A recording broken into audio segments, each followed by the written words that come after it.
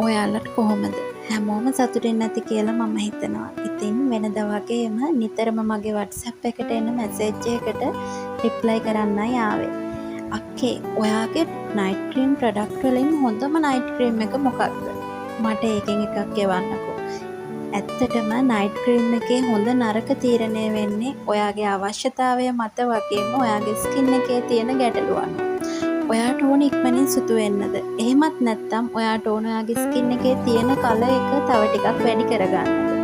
එහෙමත් නැත්නම් ඔයා pimple Marx, dark spot, dark circle නිසා වද විඳින කෙනෙක්ද? ඉතින් අන්න ඒ වගේ ගැටලු වලට හරියන්න තමයි මේ ප්‍රොඩක්ට් තුන නිර්මාණය කරලා තියෙන්නේ.